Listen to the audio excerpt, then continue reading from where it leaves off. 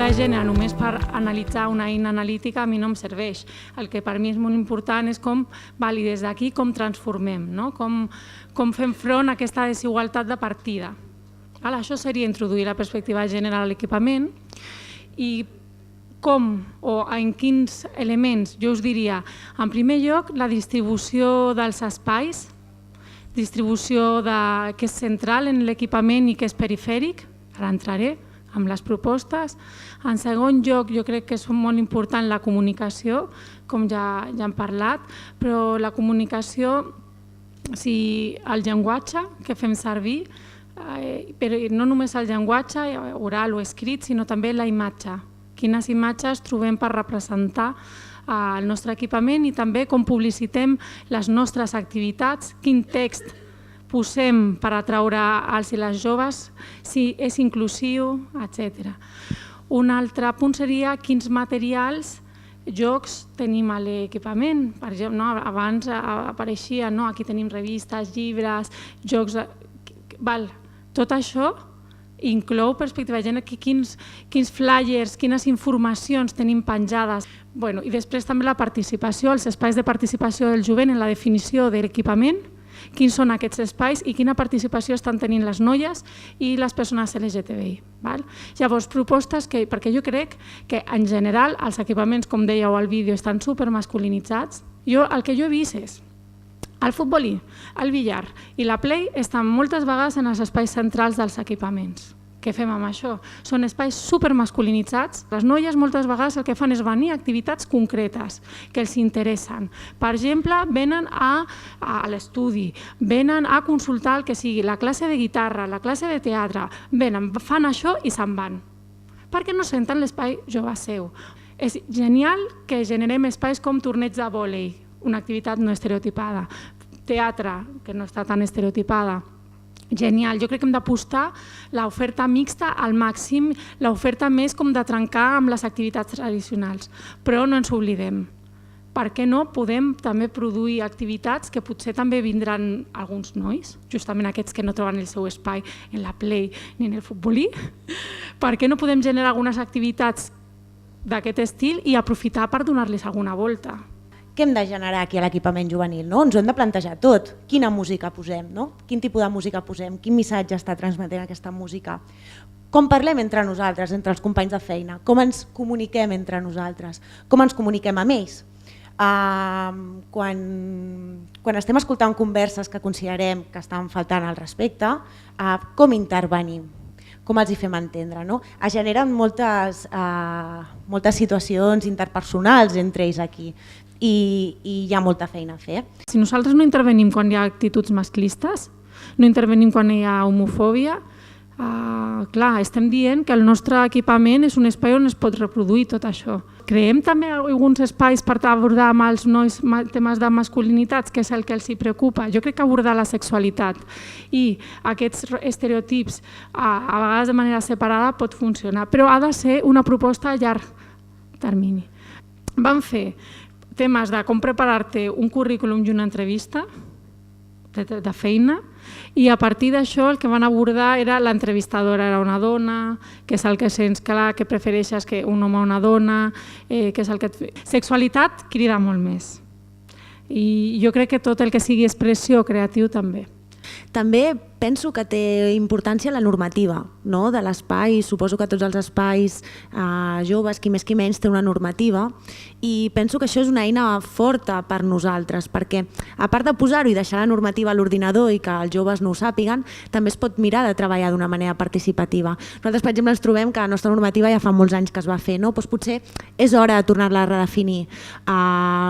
És interessant fer-ho de manera participativa amb els joves que venen i deixar molt clar que si posem una normativa de que aquí no acceptem cap tipus de conducta xenòfoba o de qualsevol tipus que no es respecti, que els tinguem l'oportunitat en aquest espai que estem formulant la normativa, els hi podem explicar per què això no ho acceptarem i quines poden ser les conseqüències. Amb comissions de joves, comissions participatives, tot allò que representa una participació en l'organització d'activitats o esdeveniments, no hi ha noies, no n'hi ha. Bueno, n'hi ha poques, molt poquetes. Ostres, és difícil treballar, no?, des d'una perspectiva de gènere sense que elles puguin opinar. Però fomentem espais també perquè es generin. Ei, noies, volem que fem alguna cosa per... Intentem muntar un grup feminista al municipi, intentem crear un espai, una xarxa de persones LGTBI, de joves, i veiem què podem fer també perquè l'oci també ens representi, per parlar de preocupacions que tenim, de situacions de discriminació que estem patint, o també perquè crec que volem generar una festa, a la festa major, per exemple, que també tinguem presència. A la festa major només convidem bandes, clar, si tu veus com són les festes majors, no hi ha dones a l'escenari. Després, sí que hi ha dones a vegades organitzant, però a la decoració.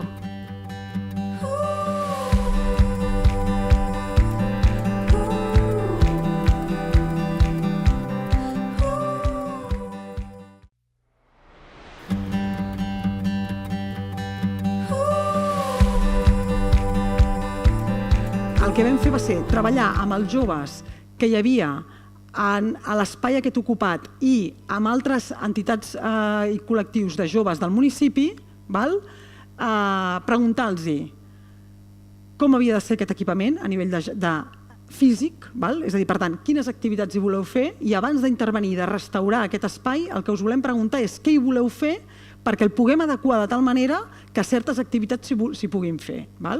Per exemple, doncs una de les activitats que va sortir eren temes de poder cuinar. Doncs això s'ha de preveure. Per què? Perquè llavors un dels espais ha de tenir una sèrie de piques, ha de tenir un foc, no sé què. Se'ls hi va anar preguntant, això d'una banda. I l'altre punt era el tema de la gestió de l'espai, com el volien gestionar i quines activitats hi volien fer.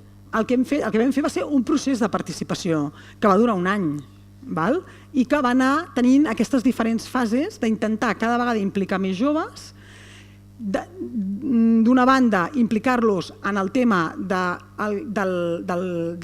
com havia de ser l'espai, i amb això vam treballar amb uns arquitectes que són la Col, que treballen de manera molt plàstica també, intentant-nos apropar a que el jove li pugui interessar, molt visual, amb maquetes, de forma molt atractiva.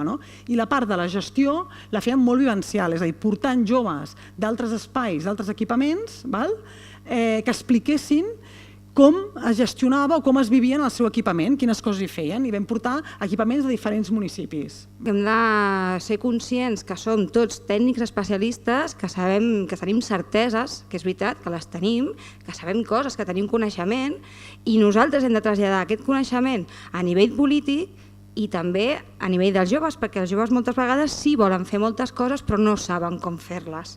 Que el treball en xarxa és molt important i tu també ho has dit ara, no? I és important que ho fem a nivell de professionals i que els propis joves, com en aquesta experiència que deies tu, Carola, ho facin. Jo crec que és interessant que els propis joves coneguin experiències d'altres municipis o que ells mateixos siguin els que presentin la seva experiència a altres municipis. Traslladar aquesta veu als propis joves, és que jo crec que és essencial. Abans parlàvem de comunicació a les xarxes i de que hi havia un perfil del dinamitzador a través de YouTube i tal, però jo penso que és molt interessant que en el punt de partida i en el punt al mig hi siguin els joves. És el segon any que farem pressupostos participatius i jo me sento a mirar. En plan, nois, és vosaltres qui heu de fer les coses. Jo us donaré recursos, intentaré acompanyar-vos i acompanyar-vos en un camí que és la d'experimentació, que també ens fa molta por, no? En plan, vull dir, hem d'experimentar, amb cogestió estem fent això, experimentar. El regidor o regidora de joventut volen que tots els joves del municipi vinguin a l'equipament. És real, això? Realment, jo estic oferint ara mateix com a equipament un espai de trobada, lo típic, no? La Play, els ordinadors, això amb un jove de 18-20 anys et diu, ¿para qué lo quiero?